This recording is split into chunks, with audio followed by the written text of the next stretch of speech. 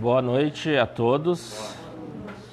Nós vamos dar início ao trabalho desta noite, como sempre fazemos com a leitura do Evangelho, em seguida uma prece, e passaremos a palavra ao expositor da noite, que é o nosso irmão Jorge Maciel, que ele vai falar sobre perturbações espirituais, tá bom?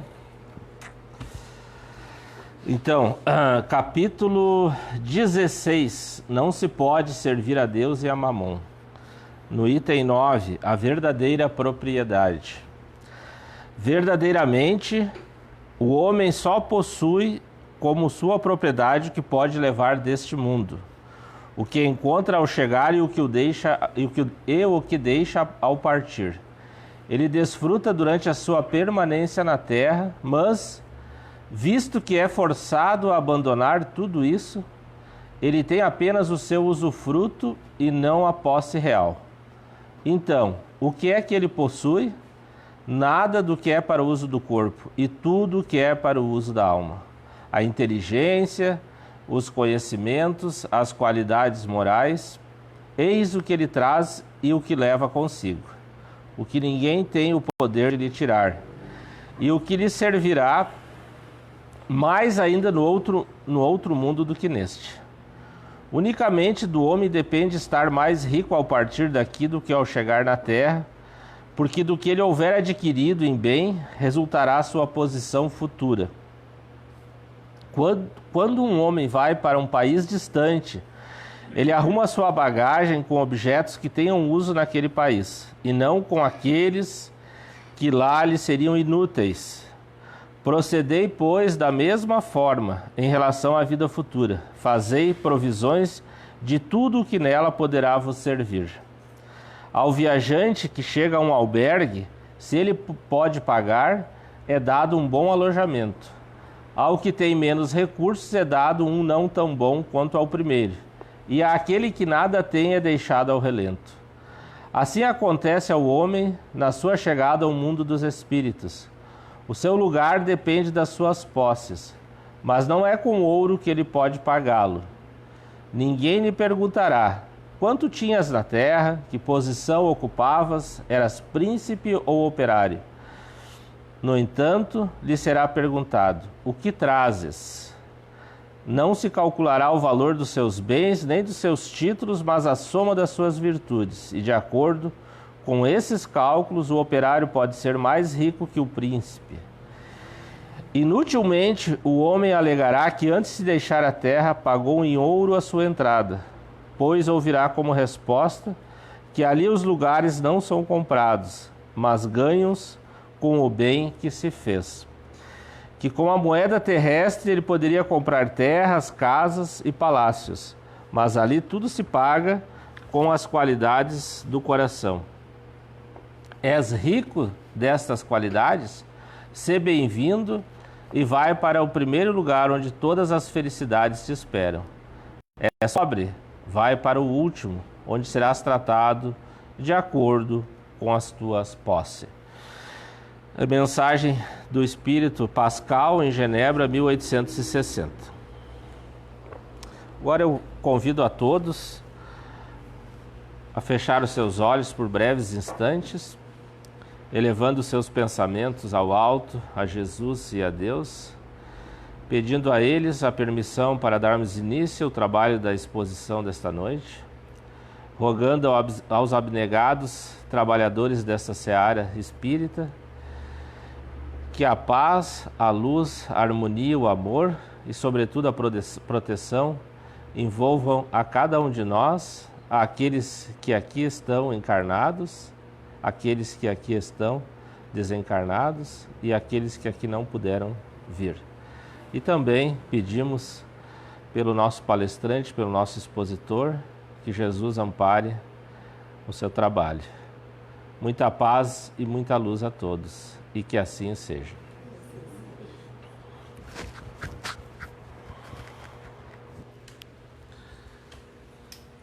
Quer colocar?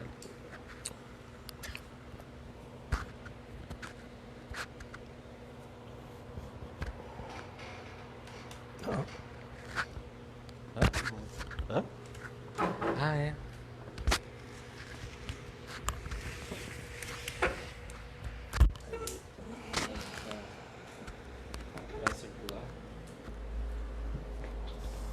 quer ser diferente, não adianta. Boa noite a todos. É com grande prazer que estamos aqui de volta em busca da luz. Às vezes é forçar um pouquinho dizer que volta, que eu nunca saí daqui. Eu tenho raízes aqui também. E sou muito feliz por isso. Muito feliz. Aqui, além de companheiros de jornada, de caminhada, eu tenho amigos, pessoas que eu posso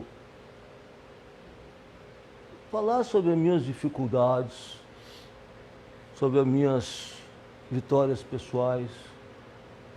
Eu confio muito nessas pessoas. Então é uma felicidade muito grande, é um prazer quando eu recebi o convite para voltar aqui. Para mim é uma coisa muito importante, muito boa.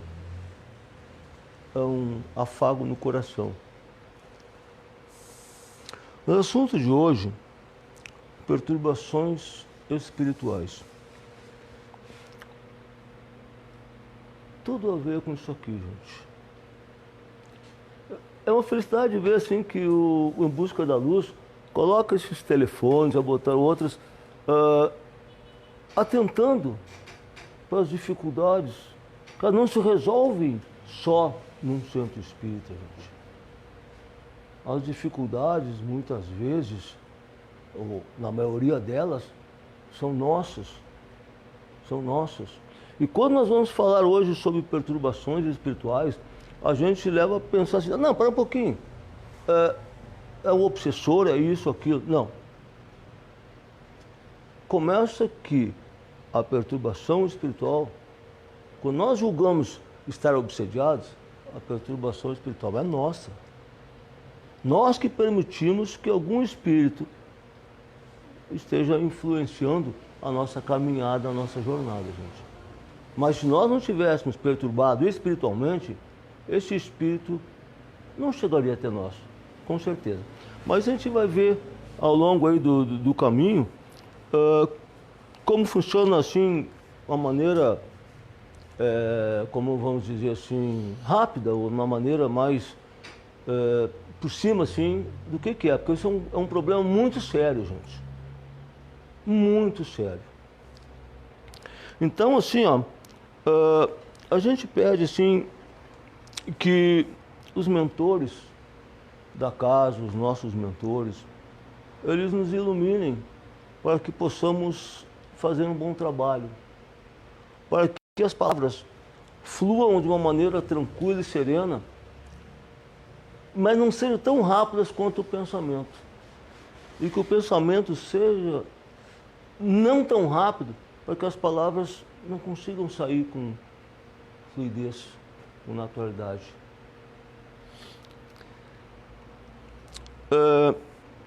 Vamos começar assim, contando dois casos de Raul Teixeira. Eu penso que a maioria já saiba quem seja Raul Teixeira.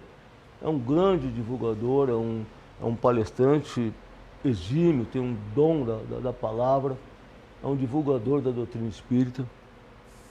E ele contou dois casos numa palestra que mostra a força que nós temos no nosso pensamento. Esta força vai ajudar que essas perturbações espirituais não nos atinjam com tanta intensidade. Uma delas, ele contou que ele, há muito tempo atrás, ele viajava para o interior de Minas. Então o que ele fazia? É um lugar mais assim, distante. Então ele ia numa cidade, fazia a palestra, ficava no hotel, voltava, ficava no hotel. Daí outro dia ele ia até determinada cidade, fazia a palestra e voltava. Assim ele ia. Então tinha um quartel-general, tinha aquela cidade que ele ficava ali.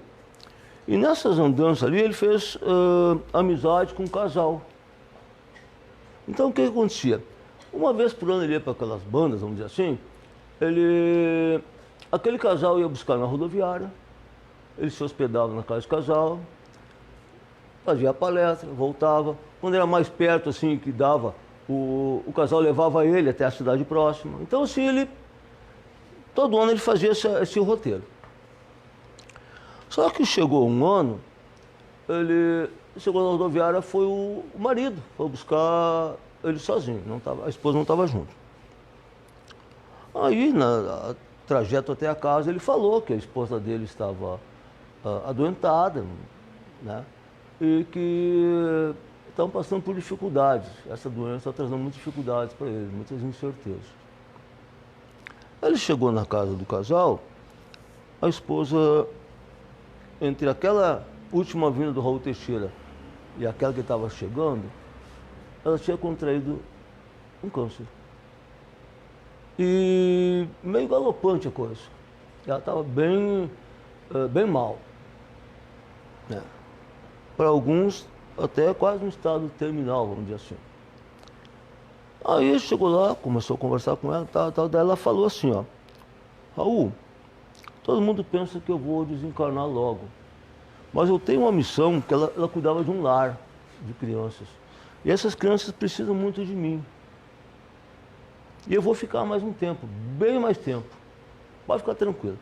Tá, ele conversou com ela, assim, tudo, compreendeu a fé que ela tinha, e aquele foi a palestra, voltou e fez todo o ritual que ele sempre fazia todo ano. E quando ele foi embora, ao cabo de uma semana, ela disse, não se esqueça, eu vou ficar boa. O marido levou ele até a rodoviária, chegou e disse, olha, o marido falou para ele, quando ela desencarnar eu te aviso. Passou-se um ano e o Raul Teixeira não recebeu nenhum aviso que ela teria desencarnado. Ele voltou à cidade. Só que daí, o que aconteceu? Quando estava chegando lá, deu uma pane no ônibus, e daí demorou para chegar. Então ele não conseguiu desencontrar os horários, ele foi direto onde ele fazia a palestra naquela noite.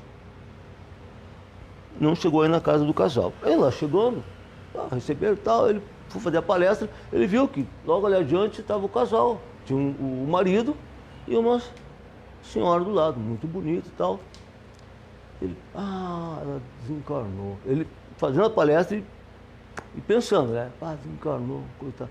Bom, já arrumou outra pessoa. Não tá certo, né? Tá viúva, arrumou outra pessoa e tal. Assim foi falando a palestra dele e dando a palestra dele e pensando naquele casal. E achando tão rápido, já arrumou outra pessoa, mas tudo bem. Terminou a palestra, os cumprimentos, né? Vendendo os livros, autografando, aquela história toda ali. E viu na fila o casal isso. Ele, puxa vida, ele é um cara de pau, né? Ele, mas vai apresentar, como é que eu vou? O homem chegou e disse, Raul, tudo bem? Você abraçou, né? Ele abraçou e ficou assim, meio, né? Com a mulher meio, não sabia como, né? Daí ela falou, Raul, perdeste a educação? Ele reconheceu pela voz. Daí ela falou assim, sim, eu perdi meu cabelo com as quimioterapias. Isso aqui é uma peruca. Ela tinha adquirido peso, estava assim, melhor, assim, como nunca teve na vida, tão bem. E ele ficou tão feliz. Então, gente, e realmente ela não desencarnou como eram as previsões faziam crer. Força de pensamento, gente. Vibração boa. De outra feita, ele estava em Novo Hamburgo e fez uma palestra e tinha um lá que era conhecido, meio amigo dele, que era médico.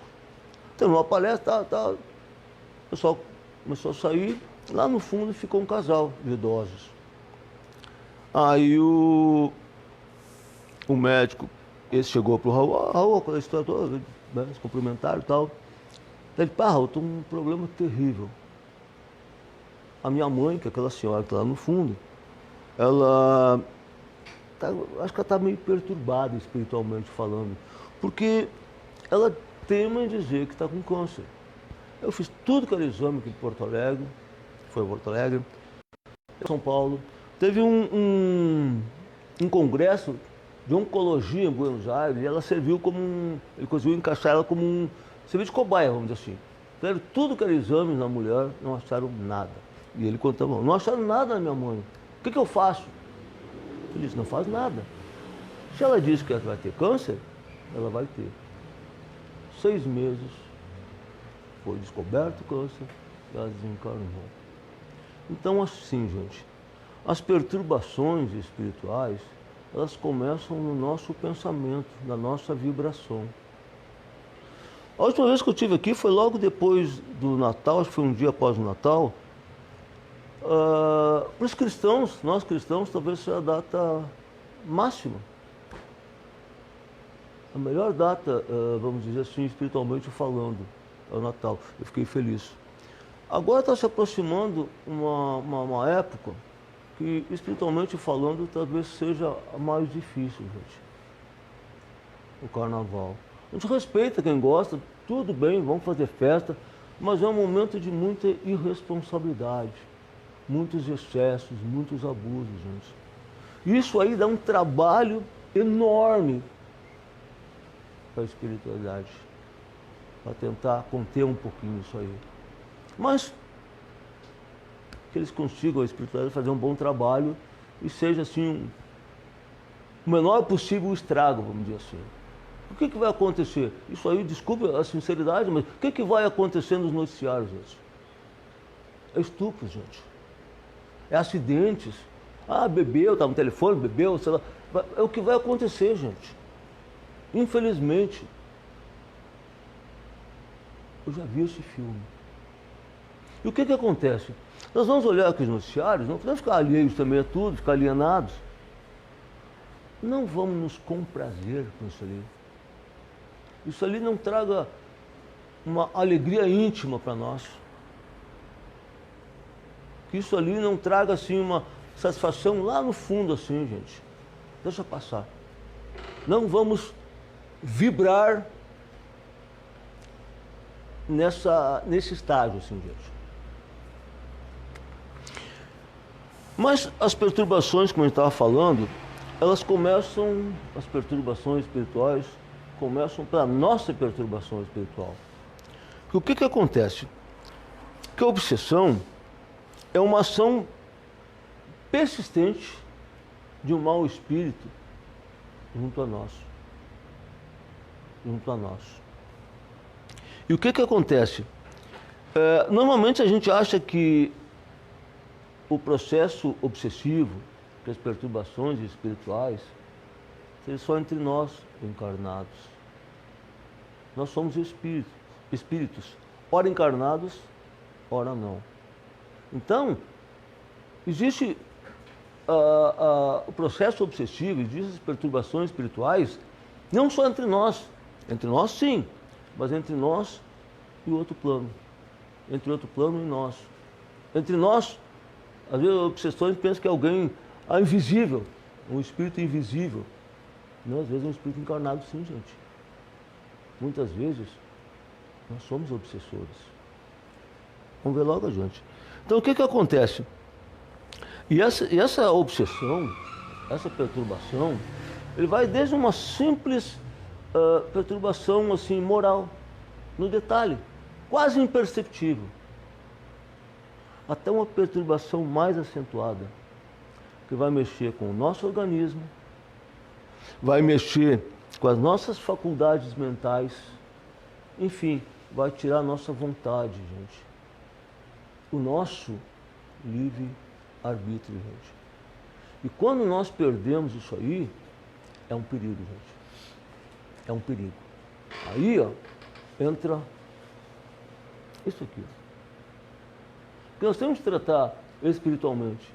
Muita gente pensa assim, não, vou lá no centro espírita, tomo um passe, eu ouço uma palestra, tudo resolvido. Não, gente.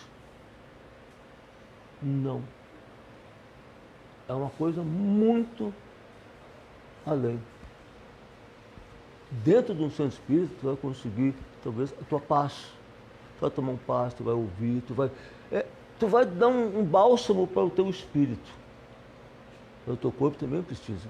Porque às vezes o espírito estando perturbado, ele vai trazer sintomas que vão perturbar o nosso aparelho, o nosso corpo, a nossa matéria. Então, gente, muita atenção. Porque nós, assim, ó, nós estamos num mundo que ele está passando por uma transformação. Talvez algumas décadas adiante ali, ele vai chegar a um estágio de um mundo de regeneração.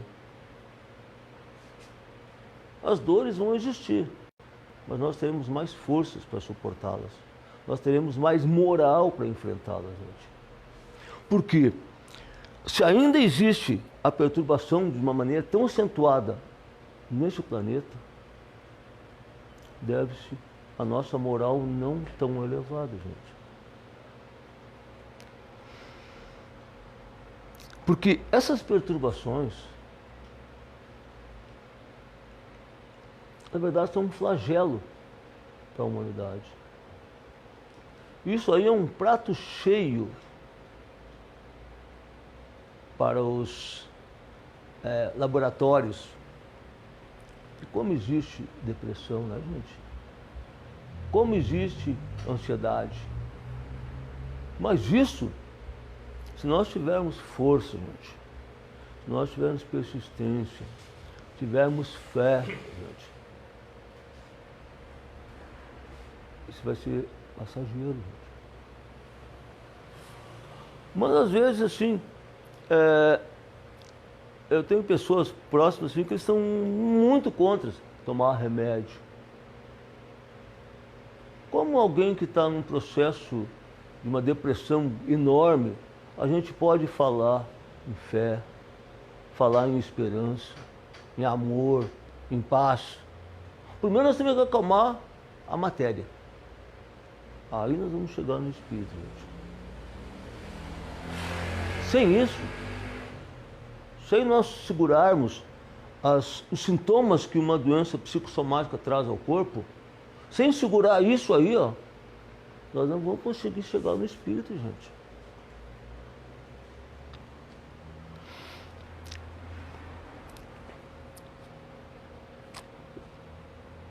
Por isso que se diz, por uma causa física, que seriam os sintomas de uma depressão, de uma ansiedade, que são perturbações espirituais, uma causa moral, uma força moral. Então, isso é um trabalho em conjunto, gente. E entre, vamos dizer, as perturbações, os processos obsessivos, os mais drásticos são a fascinação e a subjugação. Porque às vezes nós sofremos o impacto de uma perturbação espiritual, mas não nos damos conta, achando que é o cansaço, que é o desgaste do dia a dia, as perturbações do dia a dia, os incômodos, as inquietações do dia a dia, a gente vai levando, e aquilo vai tomando conta de nós, gente. Daqui a um pouco nós não estamos mais dominando o nosso dia. A gente já não consegue dormir direito. A gente não consegue se alimentar direito. A relação com as pessoas a gente já não consegue direito. Então, gente, nós só chegamos nesse estágio, torno a dizer, gente, é o nosso espírito que permite.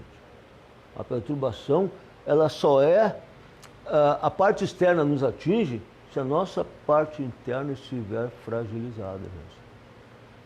Aí é que entra o centro espírita. Aí é que entra uma religião que leva como o estandarte o amor, a fé, a esperança. Por isso que se diz que a doutrina kardecista, ela não vai ser a religião do futuro, como sempre se diz. Não vai ser. Ela vai ser o futuro das religiões. Porque daqui um pouco, gente, nós vamos começar a mexer com as pessoas, e as pessoas vão falta de algo. É uma coisa, é uma ânsia, uma agonia, mas o que está faltando? O que está faltando? Bota alguma coisa espiritual nessa pessoa. As igrejas hoje estão usando isso aí. Ah, estão copiando o Santo Espírito. Não. Nós estamos fazendo cada um dentro do seu conhecimento. Que bom, gente, que todas as religiões, independente de qual seja, que elas façam isso com as pessoas, que elas acolham as pessoas, que elas, no mal físico, amparem essas pessoas, mas sobretudo no mal espiritual, gente.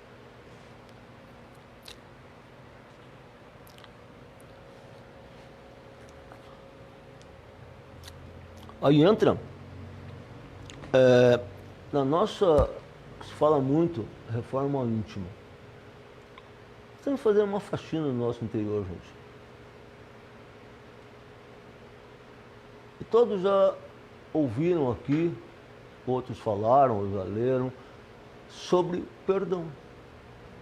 Ah, perdão, todo mundo fala perdão. Gente, se nós tivéssemos uma noção exata da importância do perdão, haveria menos perturbações espirituais, gente. Por quê? Os nossos desafetos, nós temos. Infelizmente, nós temos. Essa rusga, essa coisa, o túmulo não encerra isso aí, gente. Existe vida após a morte, que é só uma passagem, mudança de plano, vamos dizer assim. Nós continuamos de espíritos. O Jorge continua com as mesmas dificuldades dele no mundo espiritual. Os mesmos medos, as mesmas agonias, as mesmas incertezas. O Jorge não vai mudar nada. Então, gente, o perdão tem que ser feito primeiro para nós mesmos, aceitando as nossas dificuldades, o nosso parco conhecimento, gente. Perdoar os nossos irmãos, gente. Para que nós não levamos assim muito adiante essas coisas que nós podemos cortar esse mal, abrir esse elo, porque nos prende a alguém. Se nós não perdoar alguém, nós estaremos presos a esse alguém, gente. Nós não vamos consertar hoje com o meu vizinho que eu briguei, daqui um pouquinho não me acerto com ele, a gente vai desencarnar um dia. Daqui um pouquinho ele vai vir como um parente próximo. Aquele parente, aquele meu cunhado que me incomoda, aquele meu tio que eu não... Aquele vizinho lá, gente. E daqui um pouquinho aquele vizinho vem com mais próximo da gente. Mais próximo. São os resgates, gente. Daqui um pouquinho ele vem como um filho. E daí? Nós somos obrigados a amá-lo. Mas o amor não é por obrigação, gente. O amor, ele é espontâneo. Então, nesse caso, um filho rebelde, um pai que não aceita, aquela coisa, são ajustes a fazer. Isso aí, perturbação espiritual. Coisa que nós podíamos consertar lá anteriormente, no perdão àquele vizinho, gente. Isso é uma história, isso aí é uma fantasia. Não é, gente. É bem assim que funciona, gente. Que é mais fácil amar um filho do que amar um vizinho que nos incomodou. E aí vem. Vai ser o contrário. Nós incomodar o vizinho. A gente sempre acha que os outros incomodam. Nós somos santos. Não. Vamos ver, gente. Vamos olhar para dentro de cada um. Ver o que eu posso fazer para não achar que aquele perdão ou que aquela tentativa de reconciliação, nós muitas vezes pensamos que é fraqueza. Vou dar o braço a torcer, como dizia antigamente. Hoje eu não preciso mais disso aí, mas eu sou mais antigo. Não, gente. Não. Isso é um sinônimo de grandeza moral e espiritual. Que, na verdade, a gente acha que alguma maldade ela é permanente. A gente acha assim, não, mas como é que Deus permite essa maldade? Como é que Deus, na sua justiça, na sua bondade, permita que exista isso aí ainda entre nós? Mas, gente, A maldade, ela não é eterna. A maldade, simplesmente, é uma imperfeição do ser humano, gente. Deus não fez a maldade. Ele criou nosso espírito. Agia por instinto. Daqui um pouco chegou a razão. Ali foi o nosso caos, gente. Quando nós agimos por instinto, nós estamos bem. O momento da razão é que nós não soubemos usar a razão, gente.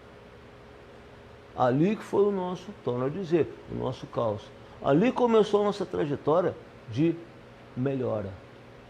Mas a razão nos ajuda a entender melhor a vida, a aprender a melhorar, aceitar os seus erros, procurar consertá-los e melhorar. Então, enquanto nós ainda não estivermos num estágio mais elevado, ou, nem digo perfeição, porque ela é muito relativa, ainda vai existir a maldade permeando entre nós, porque nós ainda estamos imperfeitos.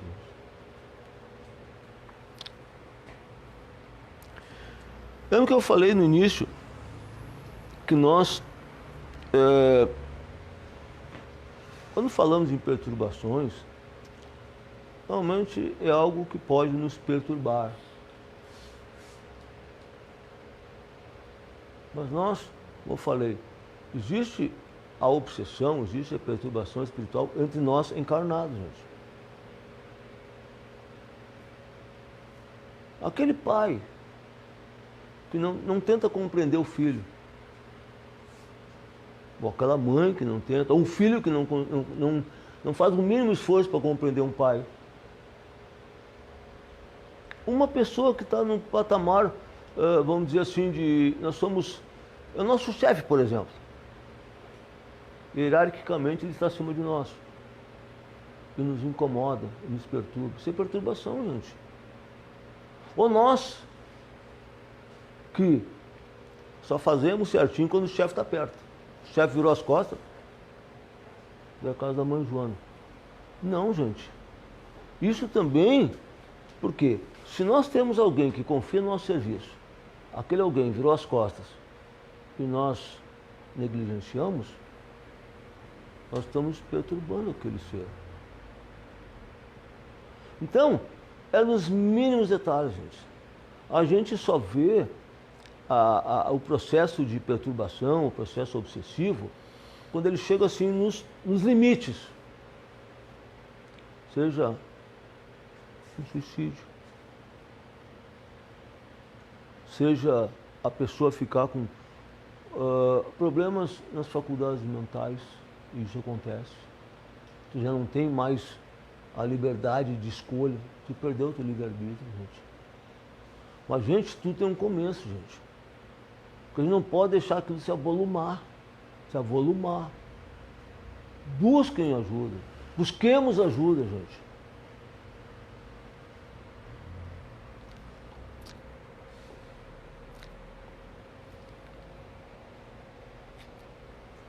E quantas vezes nós obsediamos alguém, desejamos, não digo o mal, mas também não desejamos o bem para alguém. Mas aquele alguém vai bem. E aquela dói na gente, né? Dói. O processo obsessivo não se configurou, não se confirmou, gente. Mas o obsessor, eu estou lá. Se eu fiz uma vez, será que eu vou fazer de novo? Talvez aquela pessoa que eu desejei, não digo o mal, mas não quis o bem para ela, vou ter outra oportunidade de fazer a mesma coisa. Então, eu sou obsessor. E ao menor vacilo dela, nós estaremos ligados. Por isso, e se ela souber, e me perdoar, ela vai romper aquele elo e vai seguir a vida. Eu é que vou ficar com o ônus de resgatar o meu não querer do bem para alguém, gente. A gente só pensa assim que se não quiser mal para as pessoas, o bem não. Não, gente. Nós devemos amar as pessoas. O amor, gente, a harmonia, o equilíbrio, a fé, a esperança, tudo isso é muito lindo. O amor dado espontaneamente, isso é caridade, gente. E fora da caridade não há salvação, gente. Caridade não é meter a mão no bolso ali, vou comprar um docinho, o cara está vendendo. Pode até fazer isso ali, pode sim. Nada te impede. Mas nada te impede também de amar, gente. Gostar é uma coisa, gente. Amar é sublime, gente. Então, eu estava falando dessas doenças chamadas psicossomáticas, entre elas a mais enraizada, a mais forte, é a depressão, né, gente? Talvez é que marca mais. Mas uma ansiedade marca também, gente. Quem tem crise de pânico, gente, eu acredito que no ápice da crise, eu acho que morre um pouquinho, gente. Morre um pouco. Os toques, esses são quase imperceptíveis. As fobias, os toques. A gente não dá muita bola e tal. Isso também é uma perturbação. É um primeiro degrau, gente. Uma perturbação. É o primeiro degrau. Então, como nós falamos antes, em causa física, causa moral, força moral, vale nessas doenças, nesses ápices de perturbações. Se nós tomarmos remédio, nós vamos curar, sim, ou amenizar os estragos dos sintomas, gente. Lá dentro é na oração, gente. É na fé, gente. É no amor por nós mesmos, gente. Não tenhamos medo de nos amar, gente. Com certeza, gente. Mas olha, não é dito pelo Jorge que os Espíritos já disseram. Com certeza, se nós nos amarmos com intensidade maior, muitos problemas espirituais, entre eles a perturbação, eles seriam amenizados, gente. E se nós amar alguém que esteja com esse problema, a gente vai ajudar, gente. A gente vai amenizar isso aí, gente. Porque nós temos que nos amparar uns aos outros, gente. Que o problema de uma perturbação espiritual, ele é universal, gente. Ele é de todos nós, gente. Eu duvido que um de nós, no dia de hoje, não tenha passado por um perrengue que diz, né? Bonita palavra, né? No dia de hoje, gente. Eu duvido que nós, assim, nessa uma semana para trás aí, que nós não temos perdido a oportunidade de perdoar algo ou alguém, gente.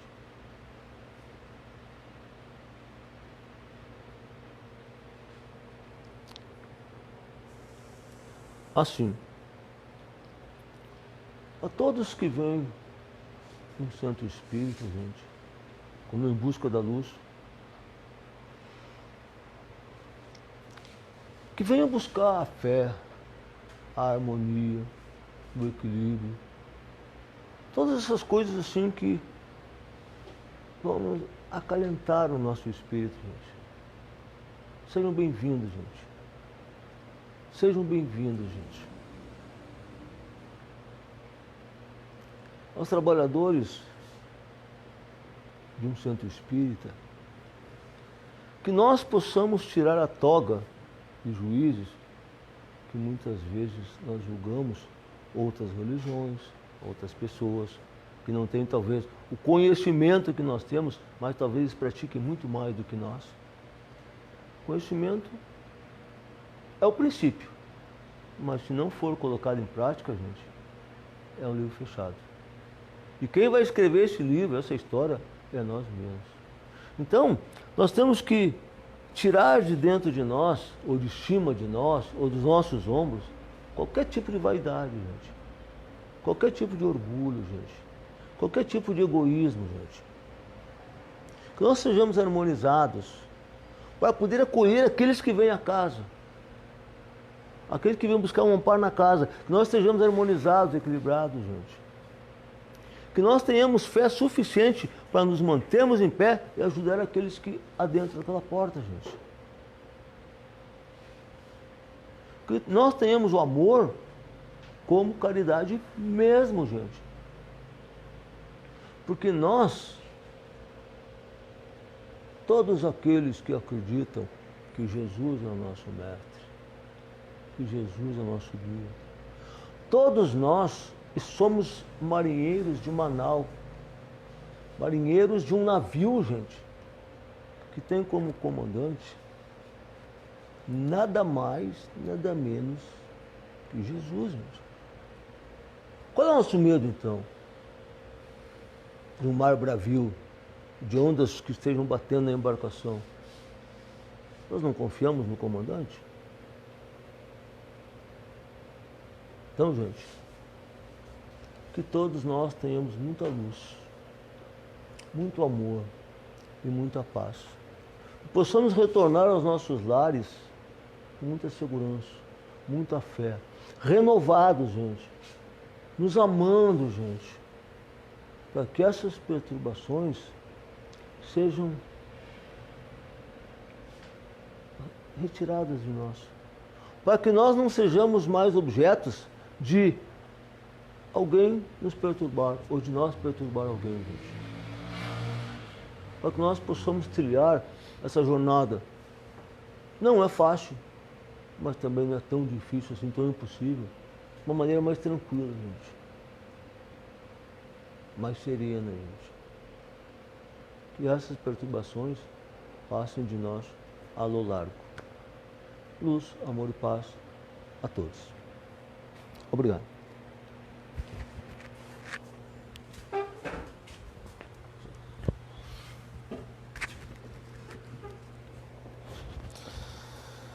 Mais uma vez nós agradecemos ao nosso irmão Jorge, que aceitou o convite de fazer a exposição de hoje, né? E que ele também seja amparado no retorno ao seu lar. Mais uma vez também eu convido a vocês para fazermos a prece de encerramento e em seguida aqueles que o desejarem teremos os passes. Vamos com o nosso pensamento, após ouvir essa exposição da noite, o nosso pensamento elevado. Primeiramente agradecer a Jesus e a equipe espiritual desta casa pela oportunidade que nós tivemos de aqui estar escutando esta exposição